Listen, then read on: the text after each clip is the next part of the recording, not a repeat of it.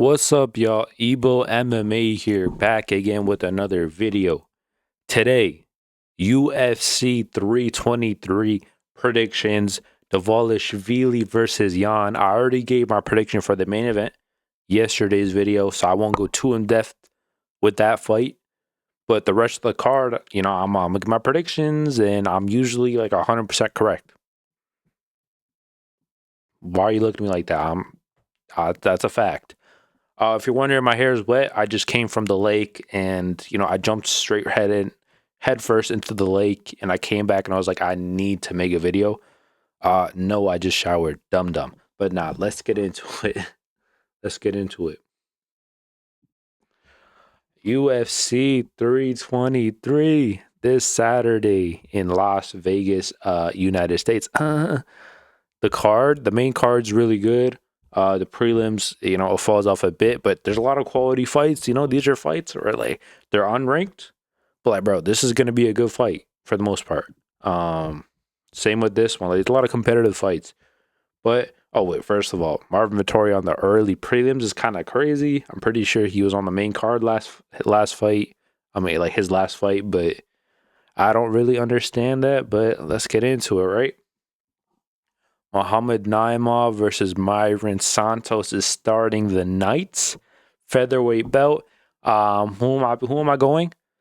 I'm going with Muhammad Naimov. The only reason I'm going with him is because Myron Santos, I've seen him against, like a well-rounded fighter against Marshall, and he lost that fight. Like, can we all be honest? He lost that fight.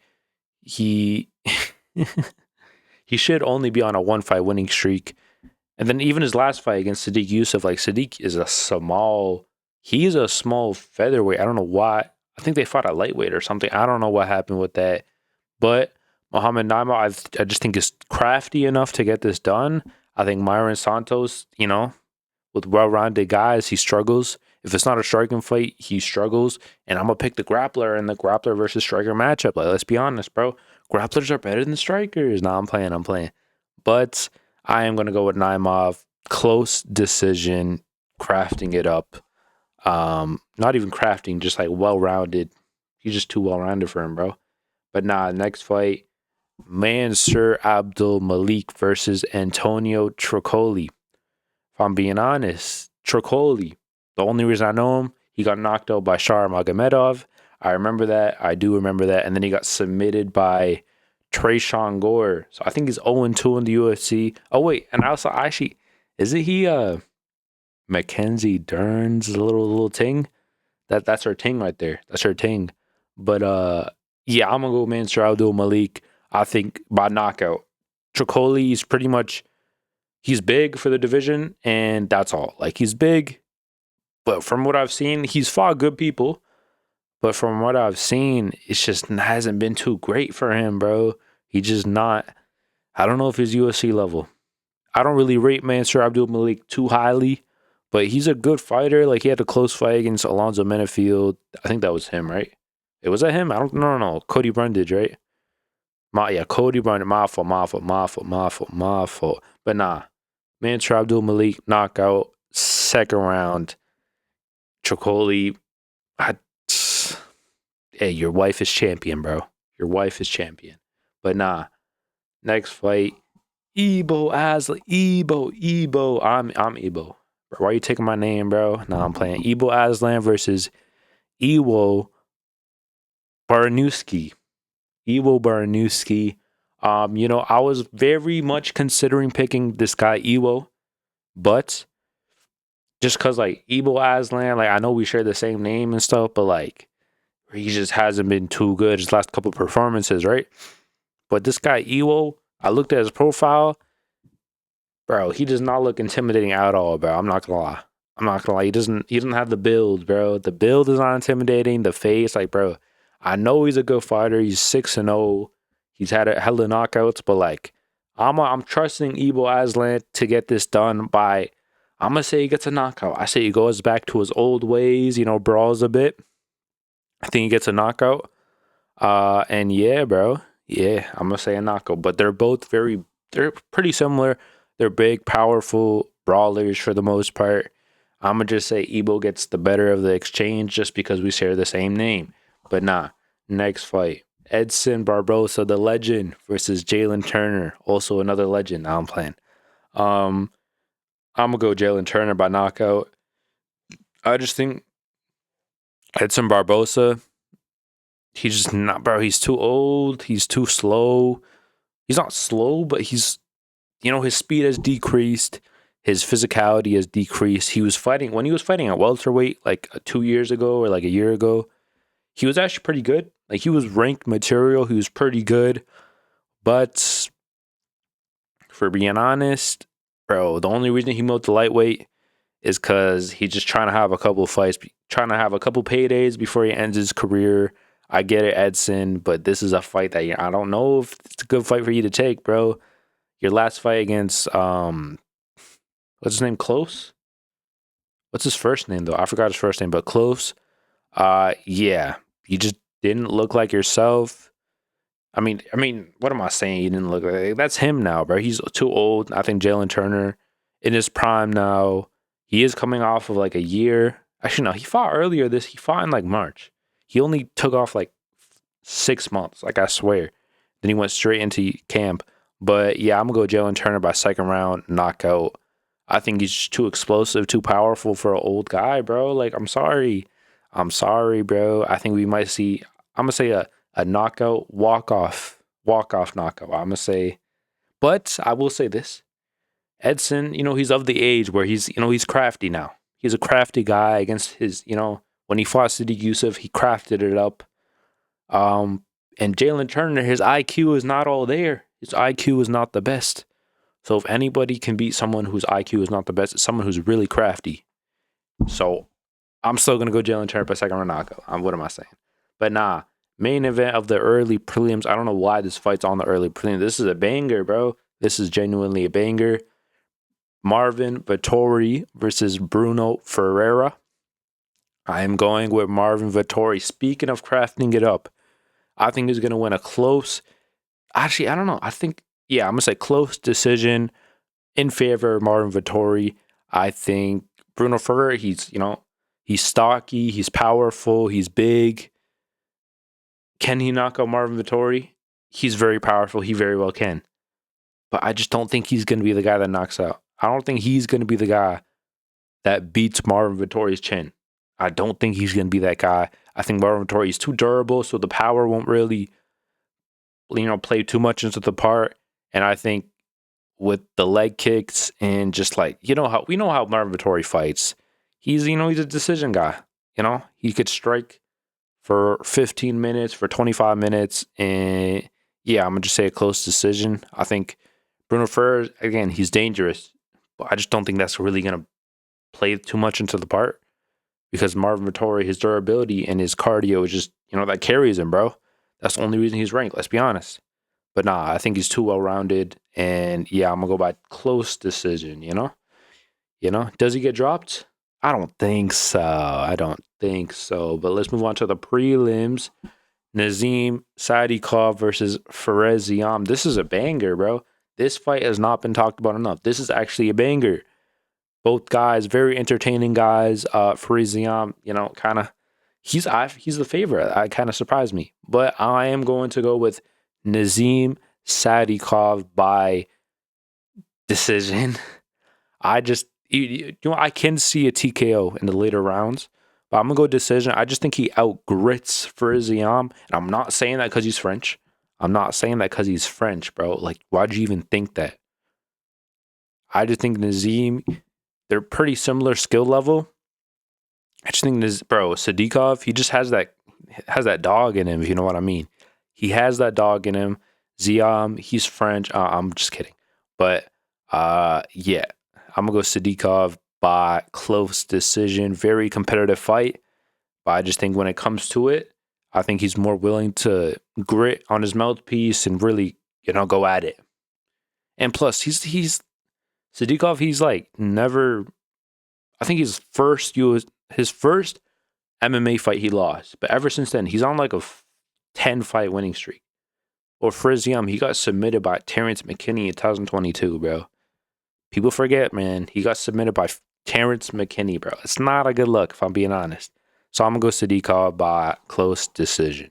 Maybe TKO later rounds. Next fight. Macy Barber versus Karine Silva. I'm not going to talk much about this fight. I'm just go Macy Barber by close decision. No, I'm going to just say regular decision, unanimous, Karine Silva, she lost to, what's her name? Araujo? That's not a great loss. Even her last fight, very stale and boring. I just think Macy Barber, she brings it, bro. She's actually one of the only WMMA fighters who actually brings it and tries to hurt her opponents. Like, she actually, goes at it, which I like to see that. You like to see that. And I think over the course of 3 rounds, I think Karine Silva is going to play it safe, and I think Macy Barber is just going to outvolume her, and win a decision. I'm not going to talk much. I don't know much about that fight, if I'm being honest. But nah.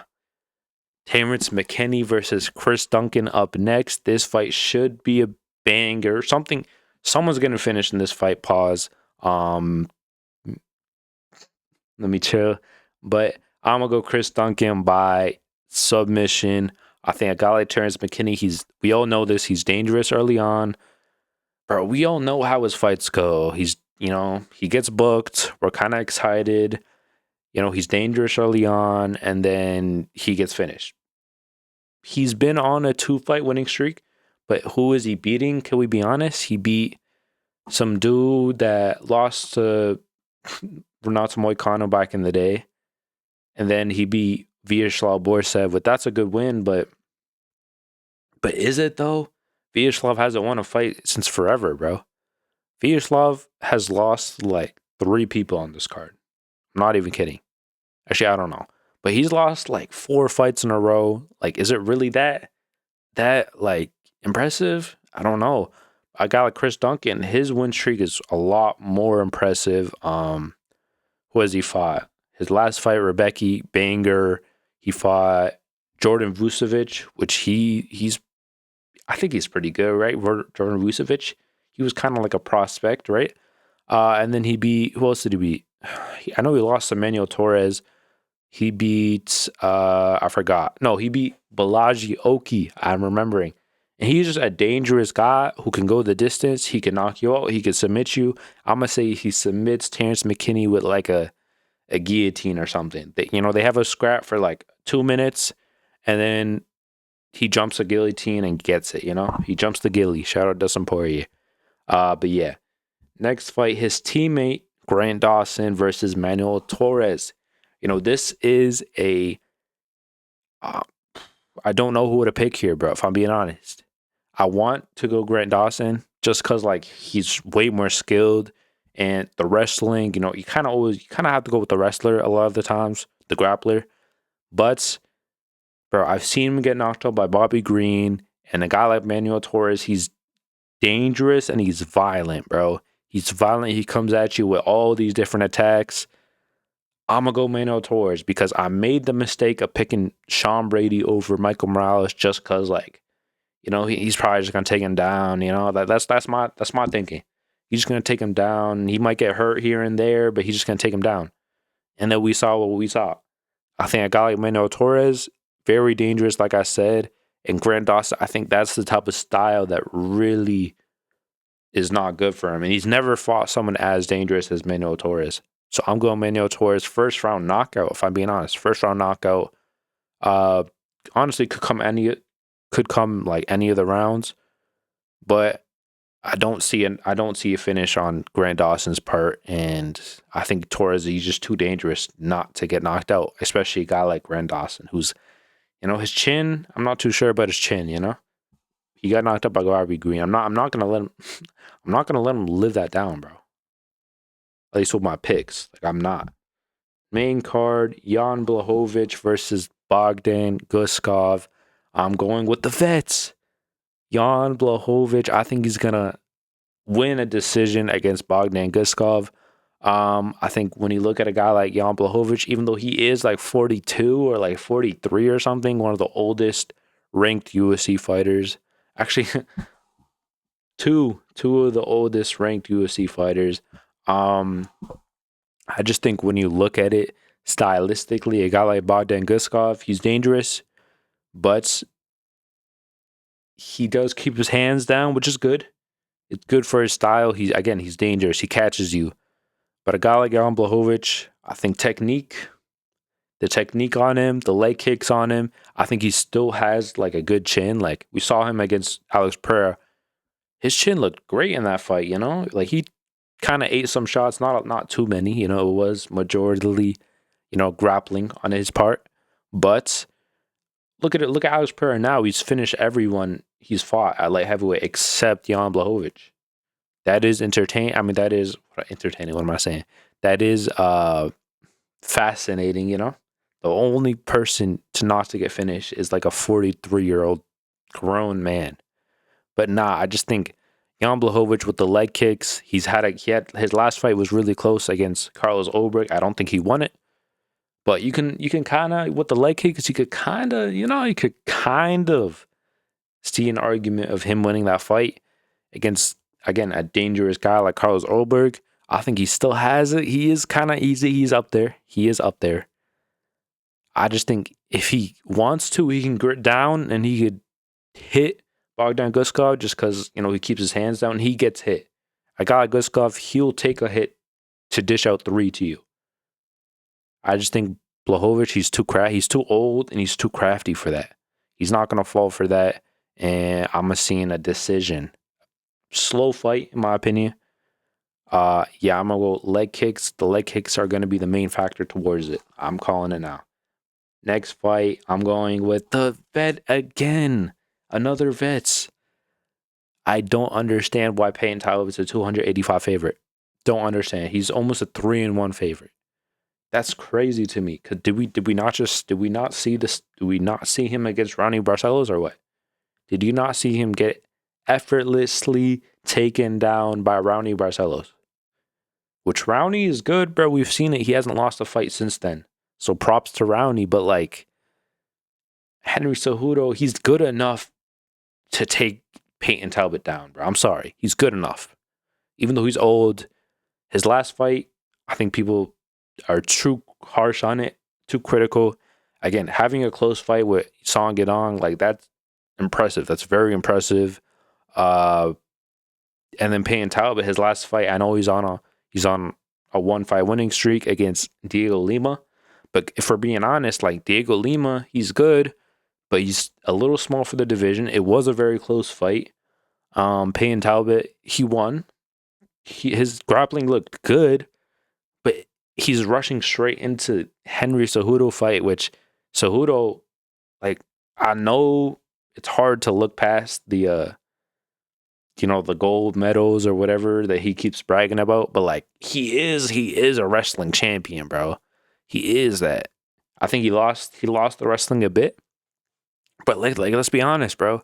I think Henry Cejudo is good enough to control Payton Talbott for like at least 2 of the rounds. Now, even on the feet, bro, Henry Cejudo, he's crafty, bro. I know I keep saying it, like I keep picking dudes on craft, but like, brother, craftiness is pretty much just like they're good enough where they're bad at, so they can, like, how do I say this, bro? I'm so bad at talking. Oh my god, I can't, bro. Holy, like a crafty guy to me is like they're good at where they're bad at enough where it's like they can shine. Their good parts can shine. I feel like that made no sense, but if you know, you know. I'm going Henry Cejudo. Crafty decision. Payton Talbott, he'll be back. No worries, you know. I think he does retire though. On top, not on top. On top of Payton Talbott. I don't know what I'm saying. Next fight, feature fight of the night: Brandon Moreno versus Tatsuro Taira. I am going with Tatsuro Taira by decision. Brandon Moreno, I think he has the skills, arguably, to be champ right at this moment. I think his fight with Pantoja, where he lost the belt, that was a very close fight. And I think a little small changes in that fight, he would still be champion, you know? But, bro, these young guys, bro, you can't, like a guy like Tatsuro Taira, his grappling is so good. I know his last fight was against, who was it even against? I forgot. It was that prospect, Jung Young Park. His last fight was against Jung Young Park, which I get it. That's not a great win. But his striking looked good in that fight. And then we all know his grappling's elite. So you're telling me that on the feet, he can, I'm not saying he's going to outstrike Moreno, or I'm not saying it's going to be very competitive on the feet. I'm just saying he could kind of, hold his own a little bit and then go into the takedowns and then control Moreno. And then, I don't think there's going to be a finish. I think the key to victory for Moreno is obviously on the feet. So if he can stop the takedowns, he can very well win dominantly in this fight. But I just think on the feet, I don't think Moreno's very powerful. Like, I don't think he's like powerful enough where like on the feet, he's dishing out enough damage where it's like it's almost like damage over control, But I'm going to go with Taira. I think on the feet, it's going to be competitive enough where the takedown and the control time is going to win him the rounds. And it's a 3-round fight. Like in a 3-round fight, a guy like Taira, that's too dangerous. That's a very risky fight for Moreno. I think if this was a 5-round fight, I would have picked Moreno. Similarly, how Taira lost to Royval, I would have picked Moreno to win, kind of similarly to that. But I think 3 rounds fight, I think he can get 2 rounds in the bag of just control time and just, yeah. We've seen Moreno be controlled by Pantoja, and I think Tatsuro Taira, bro, he's up there, bro. He's genuinely up there in flyweight grappling. Like, he's one of the best grapplers in that division, hands down. We all know that. And he's a prospect. He's young. He's hungry. Like, bro, let's be honest. Bro, why did I say it like that? Did I say hungry? All right, my fault, bro. That's all right. Co-main event, Alexandre Pantoja versus Joshua Van. I went with the prospect in Tatsuro Taira. Am I going to go with the prospect in Joshua Van? Brother, Joshua Van's one of my favorite fighters. I really wanted to pick him, bro. Very wanted to pick him. That doesn't make any sense. But I'm going with Alexandre Pantoja just because I think it's too soon for Joshua Van. Like, he's too young. He's 24, bro. I just think he hasn't fought any grappler like Pantoja. None. His whole UFC run. Like, I think the best grappler he fought was like Ray Saruya. Who else? Like Cody Durden. Like, not the best, if we're being honest. He's fought a lot of strikers or a lot of just like well-rounded guys.